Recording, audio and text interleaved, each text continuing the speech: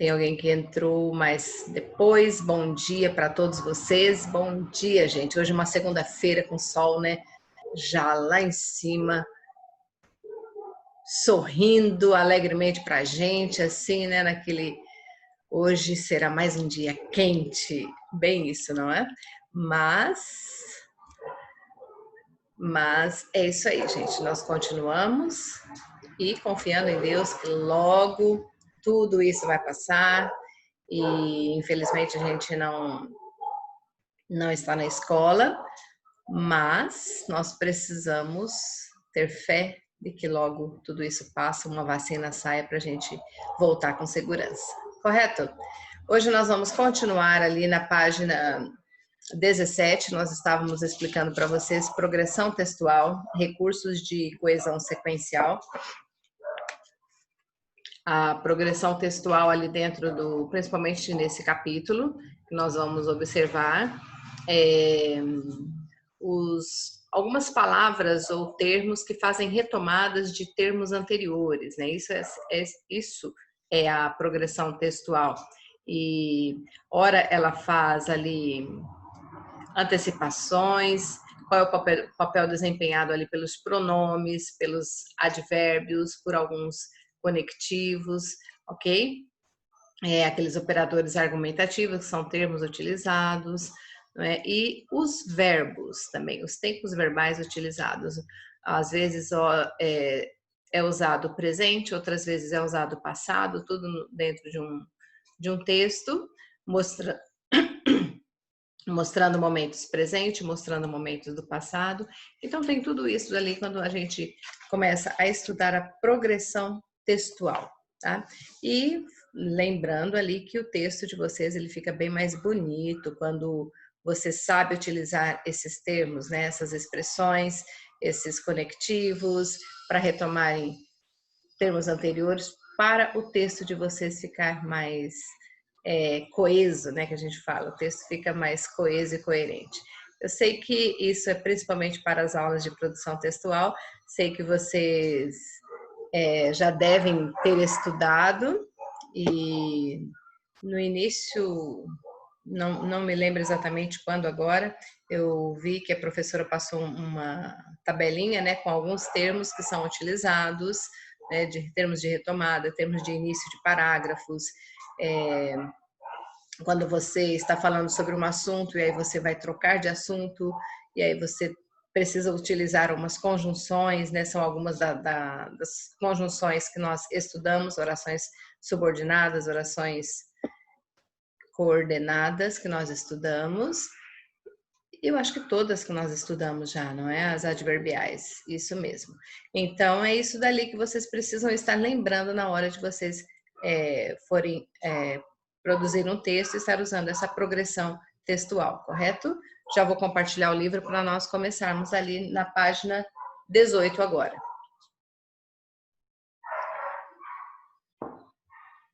Só um minutinho que eu já vou compartilhar aqui com vocês.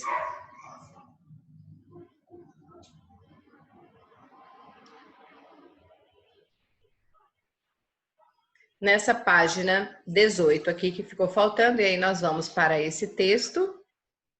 E aí na próxima página também tem uma parte, na página 20 tem mais um texto, e aí depois uma parte de interpretação, correto, gente? Então vamos lá para essa parte aqui, essa segunda parte que eu não havia falado na aula anterior. Então, nós vamos ver, tem mais uma parte de um texto, um parágrafo aqui, e dentro desse parágrafo é estudado a progressão textual, correto? Vamos lá, então, deixa eu só aumentar mais aqui para a gente enxergar melhor. No parágrafo a seguir, extraído do texto da revista Nós da Escola, a progressão textual é garantida principalmente pelas locuções adverbiais de tempo, com os fatos apresentados seguindo uma ordem cronológica. Agora vamos observar aqui esse primeiro parágrafo. Nos anos 70 e 80, alguns clichês permearam. Eu vou ler o texto primeiro para a gente saber do que se trata, e aí depois nós vamos estudar por partes. Aqui tem até o número 5, correto? Nos anos 70 e 80, alguns clichês permearam as narrativas das telenovelas. Segundo Esther Hamburger, todas as questões que se contrapunham estavam relacionadas a uma questão maior, a oposição entre o moderno e o tradicional. Daí, conflitos de gerações de gêneros, entre rural e urbano, entre ricos e pobres. Já nas 2 décadas seguintes, de acordo com a professora da USP, foi mais difícil sistematizar as convenções. A temática é mais diversificada e a violência aparece com mais frequência, como na novela Vidas Opostas da Rede Record. Então, aqui nesse primeiro parágrafo, aqui nesse primeiro período, né, onde vai até o ponto final, aqui nós vamos ver. Ele já inicia nos anos 70 e 80, uma locução adverbial que indica tempo. Então, aqui ele já inicia mostrando fato mencionado, ou seja, quanto tempo atrás foi passado isso, né? Clichês marcaram as narrativas o fato mencionado ali, né? Os clichês marcaram as narrativas das telenovelas. Quando? Então, ele já inicia quando que isso começou. Nos anos 70 e 80. Alguns clichês que eles citam ali que marcaram narrativas de novelas. Correto? Agora, na número 2, olha só, ele inicia com, segundo Esther Hamburger, já inicia com uma citação de uma pessoa que tem um conhecimento amplo sobre o assunto, ok? Ela aponta para uma questão maior, explicitada no aposto, onde tem um aposto aqui, gente, porque ó, temos esses 2 pontinhos, quando ela cita assim, estavam relacionados a uma questão maior. Qual era essa questão maior?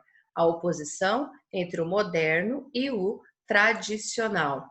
Explicitada no aposto e introduzido pelos 2 pontos, igual eu acabei de falar ali para vocês, a oposição que é entre o moderno e o tradicional. Esse termo aqui está explicando o que é essa questão maior, certo? Por isso ela utiliza esse aposto ali dentro desse período.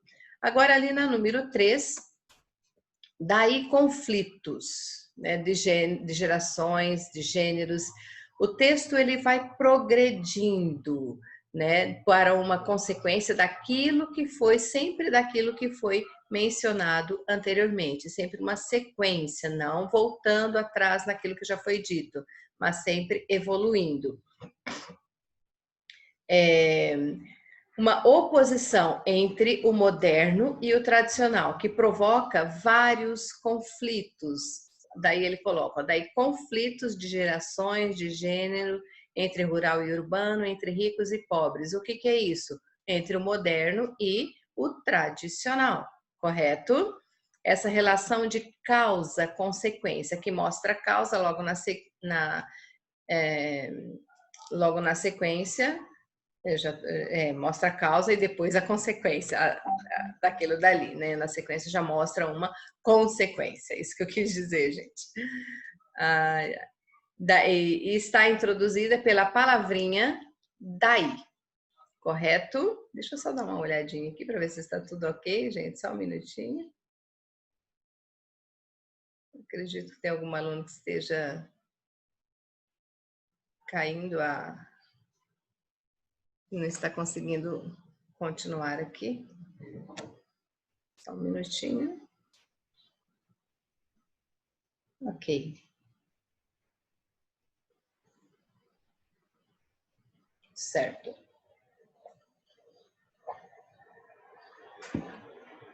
Agora vamos aqui para o número 4. Olha aqui como ele já começa. Já nas 2 décadas seguintes, o período já se inicia com uma outra locução adverbial, né?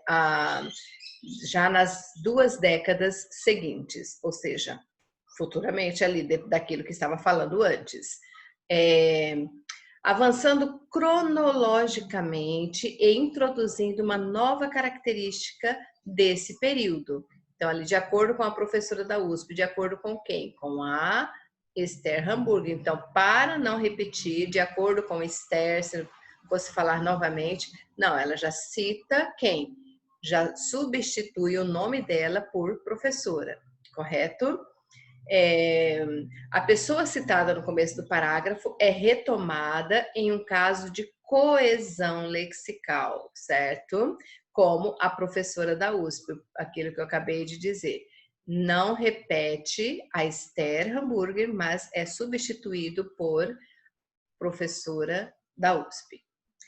Com essa retomada, um caso de argumento de autoridade, ela é autoridade no assunto, o leitor fica sabendo que se trata de uma especialista no assunto, correto, gente? Então, por isso é citado ali, fala o nome dela, depois retoma ela, né, usando essa coesão lexical ali, com as palavras, né, substituindo palavras, e dá mais autoridade ao texto, o texto ele torna mais confiável, correto? Agora, nesse último período, quando ele cita a temática é mais diversificada, né? E a violência aparece com mais frequência, como na novela Vidas Opostas, da Rede Record. Então, olha, nessa sequência, há uma continuação do quê? Da citação anterior, né? Em discurso indireto. Discurso indireto porque ele está citando a fala de uma pessoa. E do comentário ou do ponto de vista da professora, correto? Agora nós temos aqui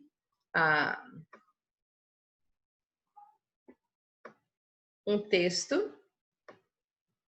o Quebra-Nozes e os Quatro Reinos. Baseado no conto, é um gênero musical, a duração é de 101 minutos, a direção é de Lassira, deixa eu ver aqui, Hallström e Joy Johnston, com Mackenzie Foy, Keira Knight, não sei ler isso não, e Ellen Mirren. Baseado no conto do alemão E.T. e A. Hoffmann, e com composições do clássico balé de Tchaikovsky, o filme de fantasia da Disney acompanha uma menina que na véspera de Natal é transportada para o Reino Mágico, governado por 4 regentes. Ao descobrir que um deles se tornou um tirano, ela precisa encontrar uma maneira de detê-lo. Correto? Então aqui tem uma foto e depois uma explicação sobre essa foto. Que tempo verbal é predominante nessa sinopse? Qual é o tempo verbal que predomina aqui? O filme fantasia acompanha, olha aqui, acompanha, é transportada, governado por, ao descobrir que um deles se tornou, ela precisa. Então, se vocês observarem ali, todos eles foram utilizados no presente do modo indicativo, correto? Tudo mostrando atual, ok? Tempo verbal predominante ali é o presente do modo indicativo. Certo? Agora aqui nessa número 2, no texto, nesse texto, os principais organizadores da progressão textual são as referências temporais.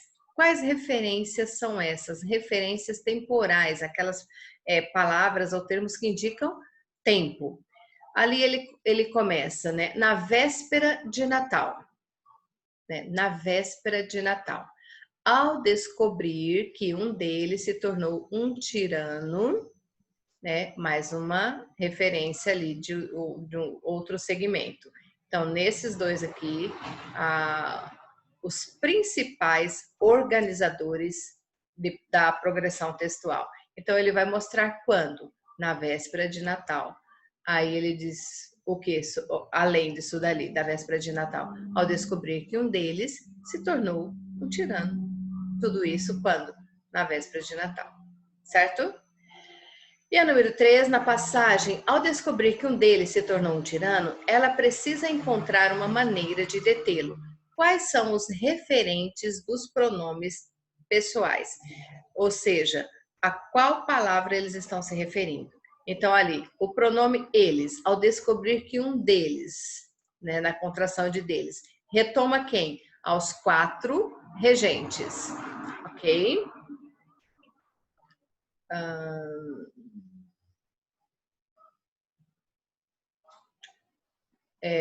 um reino mágico governado por 4 regentes. Ao descobrir que um deles quem? Está referindo-se aos 4 regentes, ok? Agora nós temos ali, ela precisa encontrar, ela quem? Ela retoma o termo menina, acompanha uma menina, certo? Não fala o nome, não cita aqui quem é, mas sabemos que esse pronome ela está referindo-se à menina. E ainda temos ali, precisa encontrar, de detê-lo. Esse pronome aqui acompanhado do L, né, lo, ele também está referindo-se a uma pessoa. Então ali, ela precisa encontrar uma maneira de detê-lo. Deter quem? Deter o tirano, correto? Ao descobrir que um deles tornou-se um tirano, ela precisa encontrar uma maneira de detê-lo. Deter quem? Deter o tirano, certo? Então, esses são os elementos de retomada ali. E para não ficar repetindo a mesma coisa, senão o texto ficaria, né, totalmente repetitivo e ruim de a gente estar lendo. Então, se nós colocássemos assim, ó, para um reino mágico governado por 4 regentes. Ao descobrir que um dos 4 regentes tornou-se um tirano, a menina precisa encontrar uma maneira de deter esse tirano. Então fica o texto ele não fica, né, legal na hora de você estar produzindo, porque ele se torna bastante repetitivo. Certo, gente? Não sei se vocês estão conseguindo acompanhar meu raciocínio ali. Vamos lá agora para a próxima página. Aqui nós já temos um resumo de Malhação Vidas Brasileiras de 10 a 14 de dezembro. Por dia, né, 10 de dezembro, 11, 12, né, Pérola vê os bandidos com Alex e Cavaco e avisa a polícia. Leandro liga para uma ambulância, confira os destaques da semana. Para quem assiste novela, eu acredito que ainda traz, né, apesar que agora parece que não estão gravando novelas mais devido à pandemia, mas se você for procurar, ela aparece o resumo do que vai acontecer naquele dia. Na internet tem, em algumas revistas, jornais, eu não sei te falar, tá? Mas eu sei que na internet vai ter alguma coisa. Então ele vai fazer o resumo do quê? Daquele dia, ou mostra o resumo da semana inteira, mas especificamente cada dia. Então aqui tem 10 a 14 de dezembro. Então na segunda, terça, quarta, quinta e sexta-feira. Não vou ler todos com vocês, mas vamos observar aqui essa... Ou vocês acham que seria interessante lermos ali esse texto para continuarmos? Só mostrem ali para mim, se vocês querem que leia.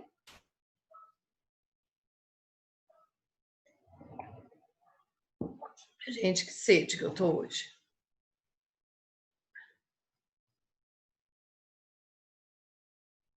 Não estou conseguindo acionar o bate-papo.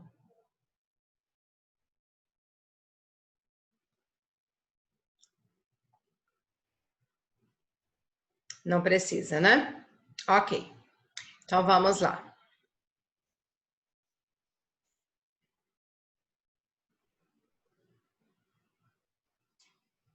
Ok, gente, então vamos aqui nessa primeira questão.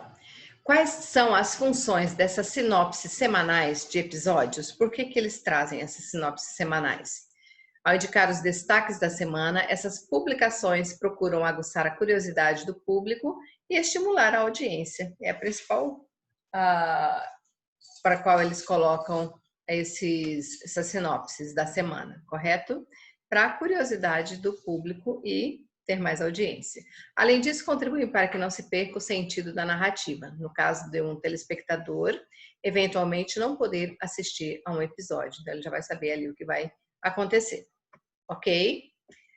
As frases que compõem a sinopse são, em geral, muito diretas, quase sempre com orações simples e períodos compostos por coordenação. O que é o período composto por coordenação? São orações independentes, correto? Qual é o motivo dessas escolhas? Por que utiliza, né, mais de uma forma direta e bastante orações coordenadas, períodos compostos por coordenação? Então, isso se deve ao fato de que a linguagem desse gênero, ela ela procura ser mais resumida, ela não pode ter uma sinopse bem detalhada, ela só coloca os pontos principais ali, sem apresentar grandes informações, justamente também para que o telespectador, a pessoa que gosta de assistir aquilo dali, ele não perca, né, esses capítulos. Mas sim apenas linhas gerais das ações dos episódios. Porque se eles contar tudo também, a pessoa fala, eu já sei tudo que vai acontecer, então eu não preciso assistir aquilo dali, certo? Agora aqui na número 6. Pode-se dizer que ao apresentar ações e conflitos, a sinopse não prejudica o interesse do público pelos episódios. Por quê? Vamos repetir. Pode-se dizer que ao apresentar ações e conflitos, a sinopse não prejudica o interesse do público pelos episódios? Sim, correto. Por quê? Né? Não prejudica o interesse do público através desse pequeno resumo que eles fazem. Pode-se afirmar isso, né? A sinopse ela não aprofunda as tramas nem revela detalhes cruciais. Então, sua composição ela é mais superficial, não substituindo os episódios. Eles não vão colocar ali uma explicação detalhada de tudo que vai acontecer. Por quê? Porque ele tem que despertar o interesse na pessoa que gosta de assistir. Então, ele sabe mais ou menos o que vai acontecer, mas não exatamente tudo o que vai acontecer ali. Certo? Agora aqui na número 7. Como é construída a noção de relação temporal das ações apresentadas nas sinopses?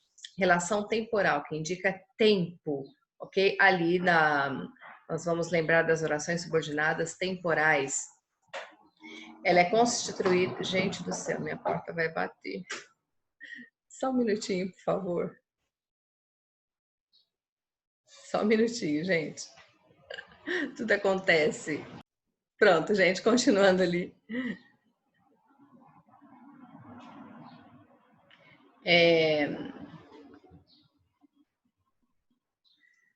Como é construída, né, a noção de relação temporal? A relação temporal é construída pela sequencialidade das ações que são apresentadas na ordem em que acontece, geralmente por meio de orações simples. Então, eles vão mostrando ali, está acontecendo alguma coisa aqui agora, então ele mostra esse momento que está acontecendo e tudo de uma maneira bem resumida, bem simples, através dessas orações coordenadas, bem simples ali, né? Que são uma das mais fáceis de aprender. Então, ali pela leitura dessas sinopses, é possível perceber a articulação que existe entre os episódios e como isso é feito, né? Pela leitura dessas sinopses. Os episódios sempre se encerram com alguma ação do impacto, que permanece em suspenso e cujas consequências só serão conhecidas no episódio seguinte, o que visa manter em alta o interesse dos telespectadores.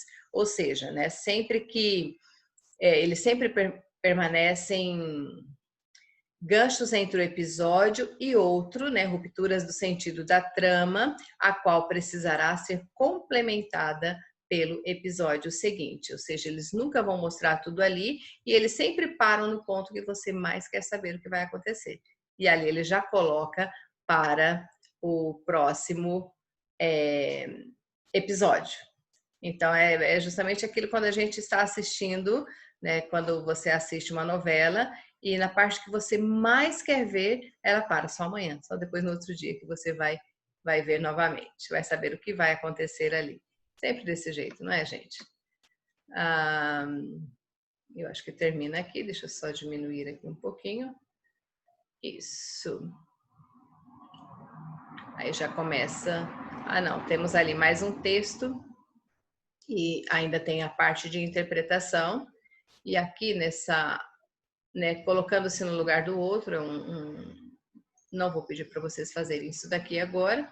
Acredito que vocês tenham entendido aqui a colocação de por que termos esses episódios, né, resumidos por cada dia da semana, por que eles colocam, né, principalmente para chamar a atenção do, do, do leitor, né, a pessoa que estiver lendo, para saber o que vai acontecer na novela, naquilo, esse daí é um resumo de uma das novelas, e para a pessoa, né, chamar a atenção, despertar o interesse e ter mais telespectadores ali para assistir a esses episódios.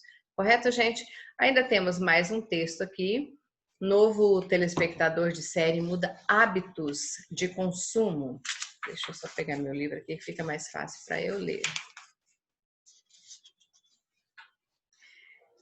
Mas antes de falar sobre esse texto, aqui quando se fala, né, colocando-se no lugar do outro, só quero fazer uma perguntinha aqui que tem esses papeizinhos que parece que foram rasgados, né? Você costuma se colocar no lugar do outro? Para vocês pensarem um pouquinho, né? Você já parou para perguntar à pessoa ao seu lado como ela está? Valorize a tolerância e o respeito às diferenças, né? Então, ali, principalmente essa né, a pergunta aqui. Você já parou para perguntar à pessoa ao seu lado como ela está? Certo? Você costuma se colocar no lugar do outro, a gente costuma se doer por um amigo, né? Por uma amiga, e quando ela está passando por alguma coisa e alguém fala alguma coisa que ela não gosta e você toma as dores da pessoa, então tudo isso, né? Mas principalmente essa pergunta, você já parou para perguntar à pessoa ao seu lado como ela está? Às vezes a pessoa que está do seu lado ali, ela precisa de apenas um oi, de um abraço seu, correto? Pensam, reflitam e depois nós continuamos ali com esse texto. Certo, gente? Só um minutinho, por favor.